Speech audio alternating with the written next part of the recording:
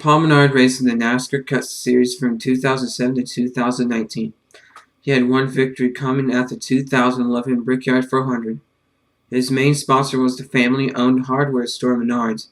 Menards is headquartered in Eau Claire, Wisconsin. They have 335 stores and mainly are in the Midwestern United States. In 2019, Menard retired from racing.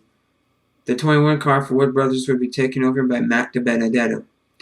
Harrison Burton is the current driver for the number 21 car. Wood Brothers Racing is still waiting for win number 100. Paul Menard is currently doing some racing. He has raced in the Xfinity Series, Truck Series, and Trans Am racing since his retirement. He is currently living in North Carolina and is involved with Menards. In a recent interview with Yahoo, he said this about working with the company. I'm involved. It's tough with having kids in school and figuring out when's the right time to move up here if we move up here. If everything's right up here for us to do that, there's a lot of variables. Up here refers to Wisconsin.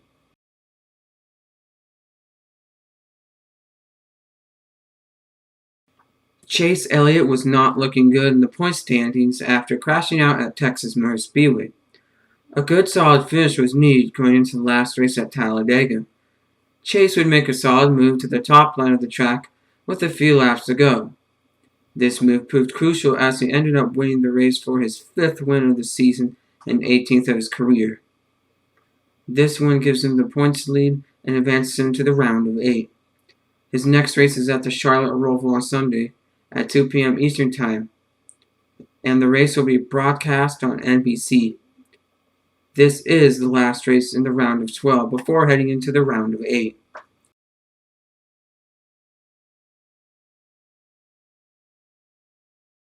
In 2017, Chris Buescher raced in the number 37 car for JTG Daugherty Racing. His best finishes from the season were a 6th place finish at Michigan and a 6th place finish at Kansas. He currently drives the number 17 car for RFK Racing.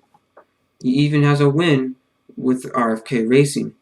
That win came at the Bristol Night Race earlier this year.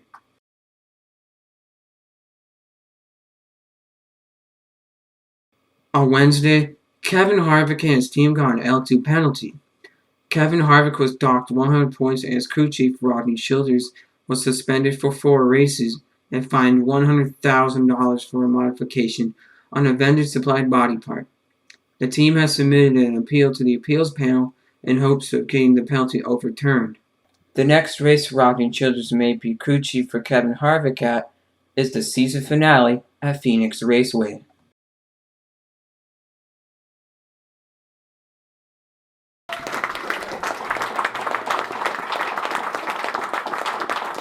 This is card 163 in the base set. Cards 137 to 181 have a blue back on them and seem to be short printed. Bill Elliott is from Dawsonville, Georgia. It is the home of Georgia Racing Hall of Fame. Dawsonville is also considered to be the birthplace of stock car racing. The Elliott family is well represented in the Georgia Racing Hall of Fame. His brother Ernie Elliott was inducted into this Hall of Fame in 2010. He was named Engine Builder of the Year in 1985. His brother Dan Elliott was inducted in 2018. His father George Elliott was inducted in 2010. And you can guarantee that his grandson Chase Elliott will be in the Georgia Racing Hall of Fame one day. You can go on the GeorgiaRacingHallOfFame.com website and get virtual tours, etc. Or you can visit the Hall of Fame in Dawsonville in person.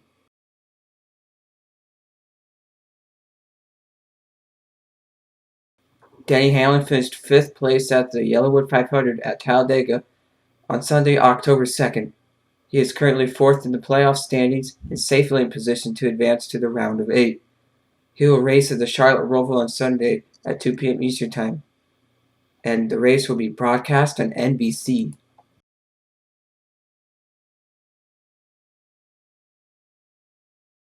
How did we go from Chris to Christopher Buescher? Before now, I was called Christopher when I was in trouble or by my wife.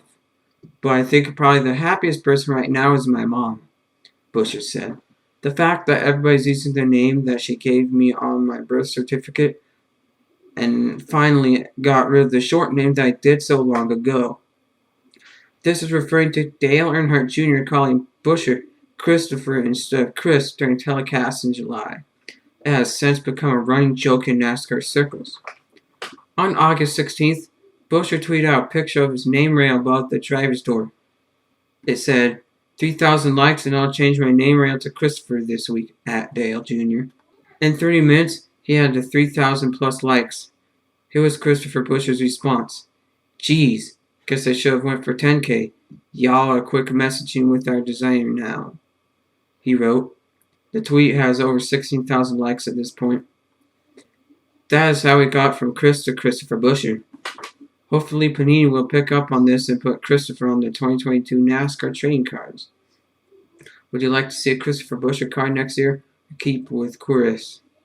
Let me know in the comments below.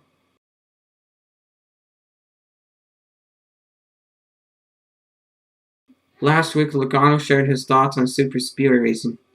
This was in reference to a question about the possibility of Texas Motor Speedway being turned into a super speedway.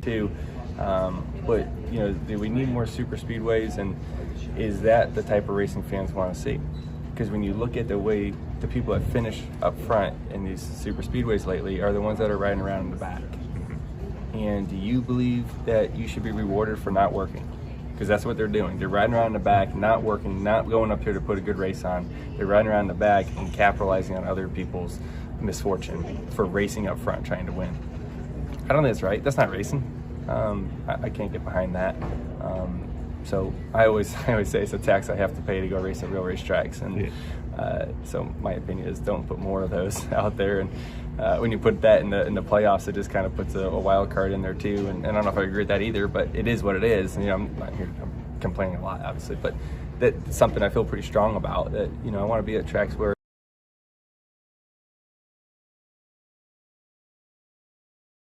2017 would have the last official cards for Edwards as a driver in the NASCAR Cup Series. He would announce his retirement from NASCAR on January 11th, 2017. 2016 was an exciting final year for Edwards. He was in contention for the championship win that year, going down to the end of the race at Homestead Miami Speedway. Here's what happened in the final race of that year. 10 to go. They come into the restart zone. Kyle Larson, the outside. Carl Edwards on the inside. Green flag back in the air. They're blocking. Good go down low. Carl Edwards into the wall. He got tagged by the 22. Big hits by the 19. And the caution comes back out again. Carl Edwards. Look at Carl Edwards. Listen. He's smiling.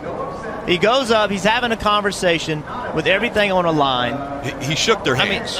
He walked up to apologize to Todd Gordon, said it was 100% my fault. And in fact, he told Todd Gordon, he said, tell Joey, go get it, go win this thing. So that's what he told Todd Gordon when he went up there, shook everybody's hand on top of that pit box, said, my fault, 100%. I'm sorry that I came across his nose like that. The Ford 400 at Homestead Miami Speedway would be his last NASCAR race.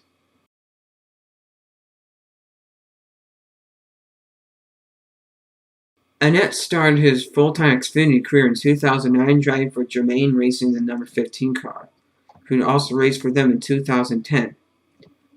Then, he switched over to drive for Rusty Wallace Racing's number 62 car in 2011. After that season, he moved over to Richard Petty Motorsports driving the number 43 in 2012 and 2013. He would then race for 3 years in the Cup Series from 2014 to 2016, for the 7 team, Tommy Baldwin Racing, and the number 46 team for H. Scott Motorsports. After 2016, he joined Junior Motorsports in the Xfinity Series racing the 1 car and the 5 car. In 2021, he announced his retirement from NASCAR after spending 14 years in the Truck Xfinity Cup Series.